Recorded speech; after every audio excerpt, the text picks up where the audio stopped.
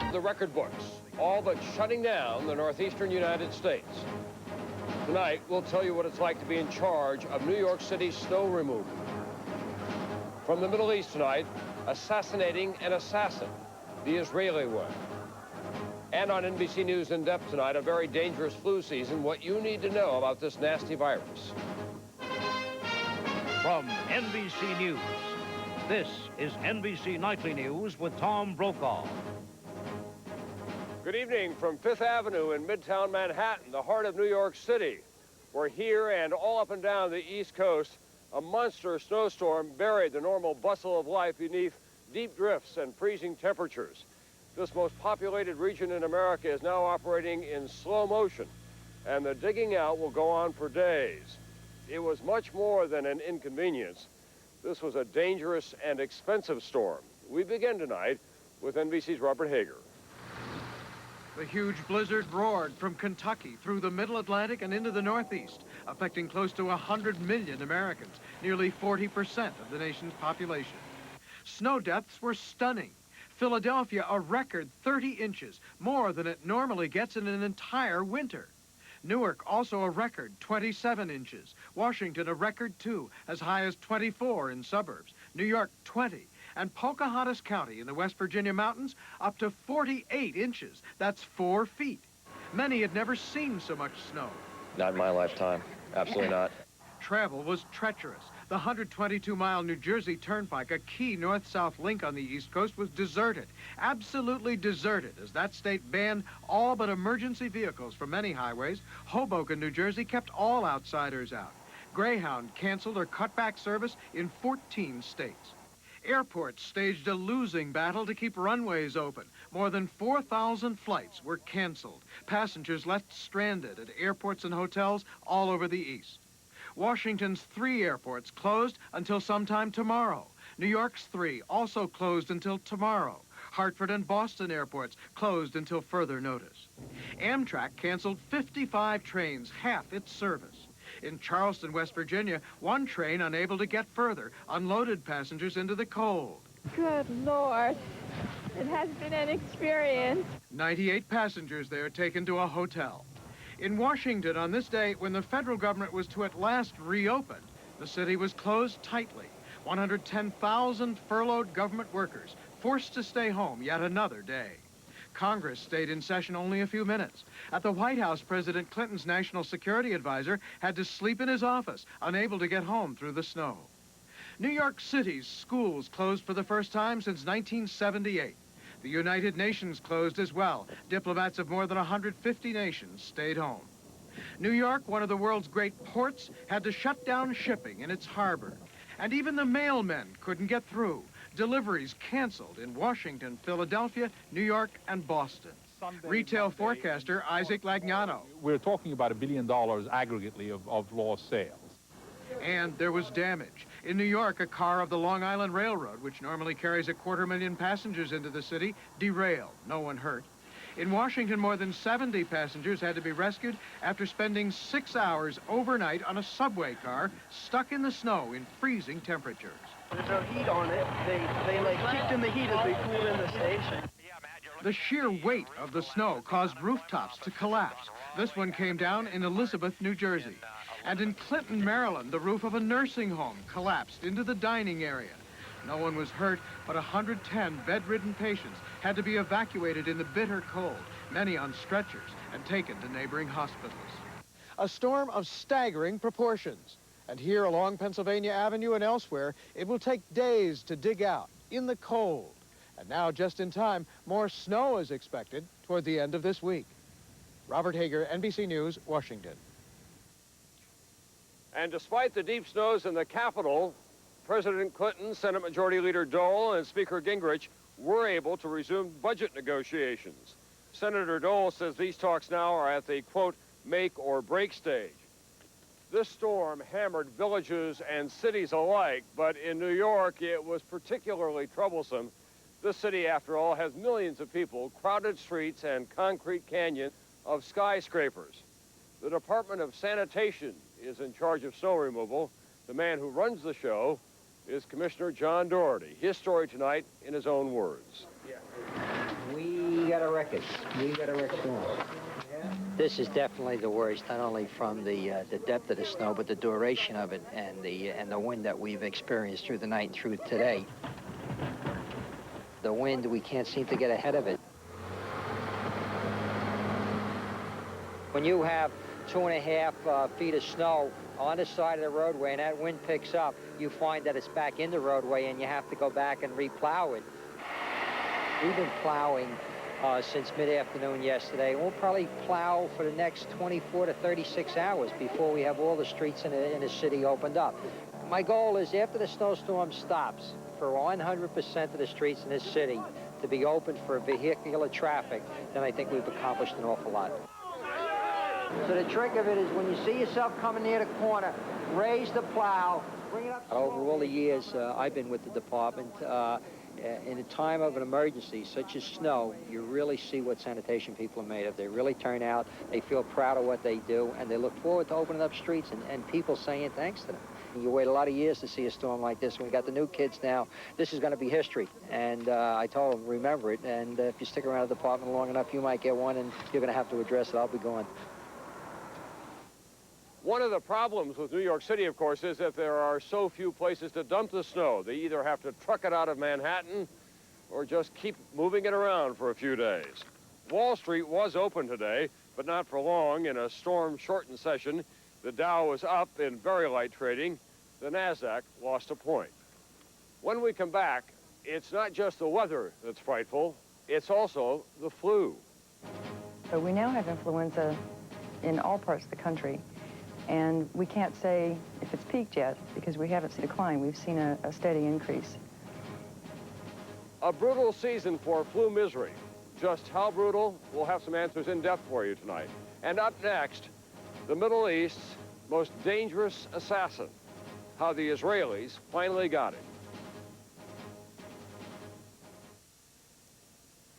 From Israel tonight, we have a tale that makes James Bond look like kids' play. It's the story of how the Israelis finally got the engineer.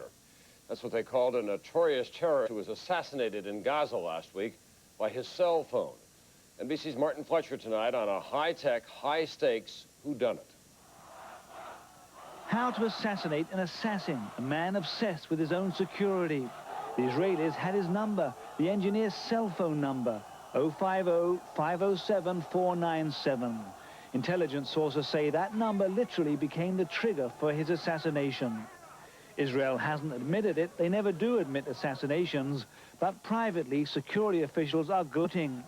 How did the agents do it? The most important thing was not the tool itself, the explosive material. The most important thing was the work of the agent, of the security service agent. Kamal Hamad, a 41-year-old Palestinian builder, was an Israeli agent, according to his nephew. And the Israelis used Kamal to get to his nephew, Osama Hamad. He shared a room with the engineer in college. And last September, the engineer came to his trusted friend, asking him to hide him at his home in Gaza. From that moment, the Israelis began eavesdropping on the engineer's calls. But they couldn't get directly to him. Instead, and without the nephew's knowledge, his uncle, the secret Israeli agent, slipped the Motorola cell phone to Israelis who placed plastic explosives into the nephew's cell phone. Friday morning, 9 o'clock, the Israelis cut the phone line to the house, which forced the engineer to use the cell phone. The phone rings. It is the engineer's father. I woke Yahya up and gave him my mobile phone. Meanwhile, overhead, an Israeli plane reportedly detects the engineer's voice and electronically triggers the phone bomb, literally blowing off the engineer's head. Then, as I left the room, there was an explosion. So what happened to the Israeli agent Kamal Hamad? One report has him in America with a new identity and $1 million from the Israeli government. Another report has him still in Israel here in Jaffa. Either way, the engineer's friends want to know. Martin Fletcher, NBC News, Jaffa, Tel Aviv. And from Paris tonight, former French President Francois Mitterrand has died after a long battle with prostate cancer. In power for 14 years, he was one of France's most influential modern leaders. But so aloof and regal, he was nicknamed the Sphinx. His many contrasts made him a puzzle, an intellectual who was also a shrewd political operator. a socialist who became a champion of the free market, and one of the leaders of a movement to unify Europe, who wanted special glory, however, for France and his grand projects, like the glass pyramid at the Louvre, the new opera house, a new national library. Francois Mitterrand, dead at 79. When we come back, NBC News in depth tonight. If the winter weather isn't miserable enough, it's also a killer flu season. How bad is it? We'll have some answers for you in a moment. NBC News in depth tonight. If the brutal winter weather hasn't gotten to you yet, chances are the flu may have. The height of the traditional flu season is just beginning, and already there are signs it could be a record year, the kind of record that no one wants to have set. We begin our reporting with NBC's Kelly O'Donnell with a look at this year's flu misery index. This year in the U.S., 25 to 50 million of us will come down with the flu. The wave of sneezes, fever, and feeling lousy came early this year. The flu season usually runs from November to March, with a peak in January or February. We now have influenza in all parts of the country, and we can't say if it's peaked yet because we haven't seen a decline. We've seen a steady increase. Children are the most likely victims. Surprisingly, right now, the elderly show more resistance to the current, most widespread strain. But older folks are still at greatest risk for serious complications, even death. 20,000 people die from severe bouts of the flu in an average season. The biggest misconception about the flu is that it's something very minor. At a Las Vegas hospital, this man's flu led to more dangerous respiratory troubles. Blood pressure 138 to 88 last. We've seen some increase in the pneumonia-related deaths, for instance, where last week we had 20 of them. We more normally would have a dozen of those in a week. Flu sufferers are everywhere, but in these 15 states, the bug was so bad by the end of last month to be classified as widespread. And of course, the strains travel the globe. In Moscow, lines inside pharmacies with sufferers anxious to buy remedies, and Russian schoolyards left empty by the outbreak. And no one is immune. It was flu that kept Pope John Paul from celebrating Christmas Mass just 2 weeks ago. While most bouts of the bug are not so well publicized, the symptoms are indeed universal. My bones are just aching and my muscles are fatigued. The baby's been real sick with the fever and the coughing. This year, watching the progress of the outbreak has one complication that has nothing to do with the flu virus. The federal shutdown put some of the government's tracking behind schedule, so the best figures won't be known until those federal workers catch up. But officials know the flu is notoriously hard to predict. It should be going around for at least 2 more months. Kelly O'Donnell, NBC News, Los Angeles. There are many hard questions that public health officials always try to answer this time of the year. Flu viruses are still a major mystery, however. Why does the flu always hit in winter? Why does it hit older people so much harder than the young? What does it take for a flu epidemic to spread out of control? To answer these questions, researchers have to understand how the viruses themselves work. We continue our in-depth reporting now with NBC science correspondent Robert Bazell on what we do know about flu. The influenza virus. It is so common that most of us underestimate the danger, but it's a killer that spreads like wildfire. It also has the capacity to change. I mean, I think that's one of the things about influenza that is frightening. Dr. Mary Wilson of Mount Auburn Hospital and the Harvard School of Public Health is one of many experts who say we drastically underestimate the flu. If a new disease were to appear that had the same consequences as influenza, how would we as a society react? With great anxiety, I think there would be enormous fear. Clearly, there are more deaths in the United States occurring from influenza than Ebola or hantavirus. People tend not to be scared of influenza because they've heard about it since they were young children. The yearly death rate among the sick and elderly is cause for concern in itself. But the big worry is that a new virulent strain could appear. That happened in the winter of 1918 and 1919, when influenza killed 500,000 people in the United States and 21 million around the world. The influenza that was so devastating in 1918, 1919, preferentially seemed to cause deaths in young people, young, very healthy, robust people. And it could happen again. It could happen again. If it does, the beginning is likely to occur a world away. It's thought that many of the viruses that end up spreading around the world emerge initially from southern China. Here, large numbers of people, pigs, and ducks live in close proximity. The virus travels easily from people to these animals and then back again. This cross-species infection, here and in other parts of the world, increases the chances for mutations. So there's much more attention being paid to trying to culture and identify viruses from different parts of the world. For now, the best defense against the flu is the vaccine, but it provides only 70% protection that lasts only 1 year, and it must be redesigned for each season's new strain of flu. Researchers at the University of Alabama, Birmingham, are part of the search for a lasting vaccine. What we are doing is targeting those parts of the virus that can't mutate. The hope is that a vaccine against that part of the virus, the red and blue dots in this computer image, would last for years and protect against new strains. Scientists do not know why the terrible outbreak occurred in 1918, or whether it will happen again. But they do know that as it continues to mutate, the flu virus presents a constantly changing threat. Robert Bazell, NBC News, New York. One other measure of the extent of the flu season this year, the Centers for Disease Control says in the first 2 weeks in December, the flu accounted for 6% of all doctors' visits in this country. More news when we come back, and still later, storm stories. The good, the bad, the ugly, the memorable from this huge blizzard. Yet another giant defense industry deal to report tonight. Lockheed Martin, the nation's biggest defense contractor, says it will now buy Laurel Corporation for $10 billion. This deal must be approved by shareholders and the government. No word yet if any jobs will be affected. And balloonist Steve Fawcett lifted off today from the Black Hills of South Dakota, trying to become the first to circle the globe non-stop in a balloon. He hopes to make it in 3 weeks. Big news on the West Coast tonight. Thousands turned out to see Newport, Oregon's newest resident, Keiko, the killer whale, who found fame as the star of the Free Willy films. First day in his new home, a 2 million-gallon tank that's 4 times the size of his old pool at a park in Mexico.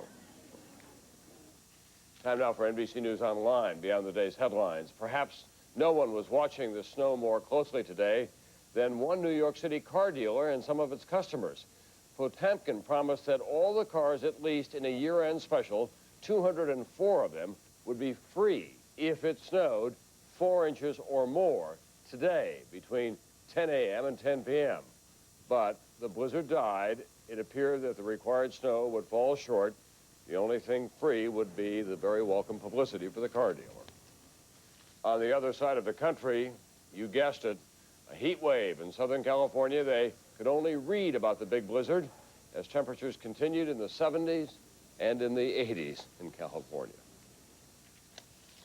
When we come back to the cold, tales of survival beating the blizzard of '96. These monstrous snowstorms can be dangerous, of course, but they can also be joyful. They bring us together. They bring quiet to the city. They slow the frantic pace of these big metropolitan areas, and they give us stories that we can tell again and again. NBC's Dawn Fratangelo has been listening to some of them. In snowy Times Square, New Yorkers were trudging down the middle of Broadway as if on parade. All along the eastern seaboard, there were few cars and a flurry of survival stories. Like these two, who had to haul luggage 5 blocks to a hotel that wasn't booked. So you're having a nice stay in New York, basically. This is like what New York's about, isn't it? In Pittsburgh, little Mark Stone came in with a storm. He couldn't wait for snowbound paramedics. Instead, a neighbor delivered him with the help of a 911 operator. I told him to make sure that the baby was crying, breathing, and we had a good delivery.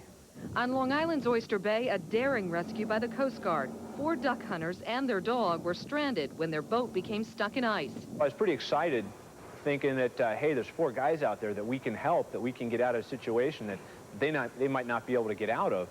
The hunters plan to save the 2 ducks they did get for a celebration. They may be hard to recognize, but these are New York City ambulances, and they can't maneuver in this kind of snow. So for the first time ever, National Guard vehicles are being used to help paramedics respond to emergencies. Deployed by New York's governor, 16 military Humvees are going where ambulances cannot. we haven't met an obstacle yet that we haven't head on. They're ready for this kind of battle. Peacekeepers in Bosnia are also using them. Good luck to you. Jack Cohen thought he was an expert in the snow after a ski vacation in Colorado. Then he came home to a blizzard. That's when he broke his leg. And you may have some degree of pain. I was in Aspen for 2 weeks, where you would think I would have fallen and broken my leg, and I come back to New York and I'm walking, and I fell. And it's never happened before, so I'm quite shocked. Meanwhile, back on Broadway, all but one show is canceled, and the struggles continue. Bye, we'll see you in Florida. That is, if the airport's ever open. Dawn Fratangelo, NBC News, New York.